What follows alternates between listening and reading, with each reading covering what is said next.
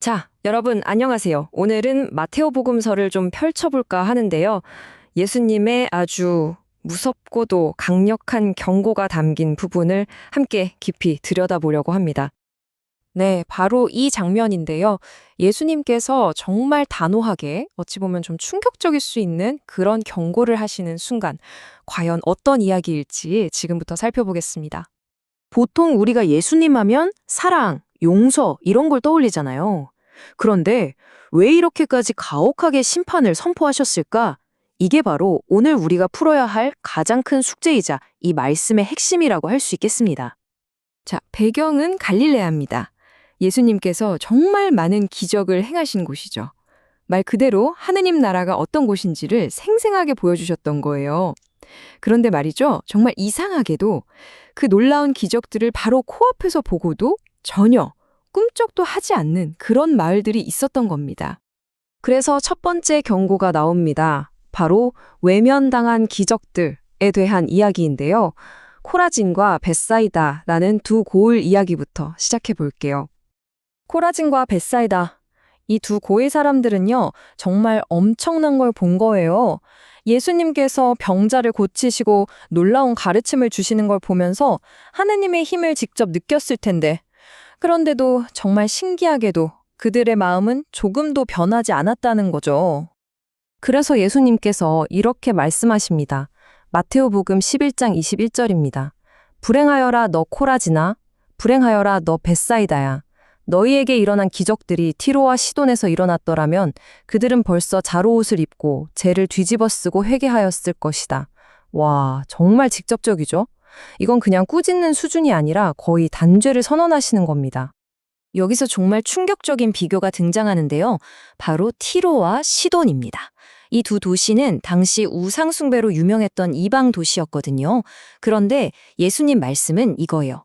너희에게 보여준 기적을 저 이방인들에게 보여줬더라면 그 사람들은 벌써 회개했을 거다.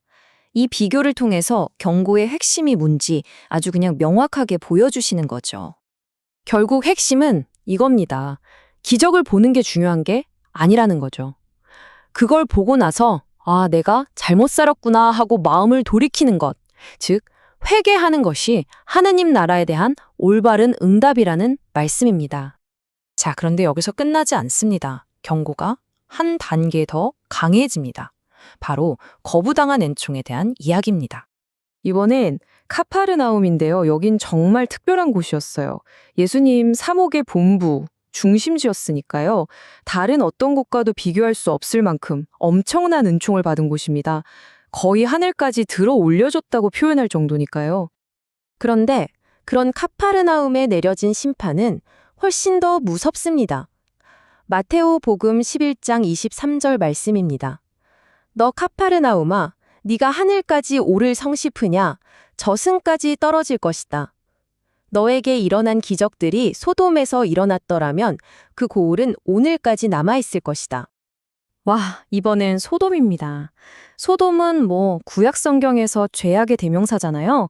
하느님의 심판으로 멸망한 도시인데 예수님께서 하시는 말씀은 네가 받은 은총을 소돔이 받았더라면 그 도시는 멸망하지 않았을 거다라는 거예요. 정말 충격적인 비교죠. 그만큼 카파르나움이 받은 은총이 컸고 그걸 거부한 죄가 더 무겁다는 뜻입니다. 이게 바로 오늘 말씀이 우리에게 알려주는 아주 중요한 원칙입니다.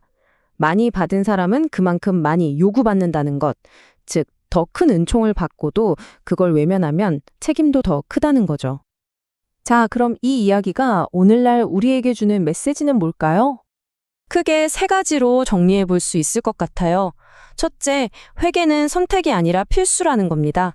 하느님을 만났다면 마음을 바꾸는 게 당연한 반응이라는 거죠. 둘째, 은총을 거부하는 건 정말 심각한 문제라는 겁니다. 하나님께서 주신 기회를 무시하면 그 결과는 온전히 우리 몫이니까요. 그리고 마지막으로 가장 중요한 건 바로 믿음입니다. 결국 이 고울들의 근본적인 문제는 예수님을 믿지 않았다는 것, 바로 그거였습니다. 그러니까요, 하느님은 우리가 회개할 수 있도록 정말 모든 기회를 다 주십니다.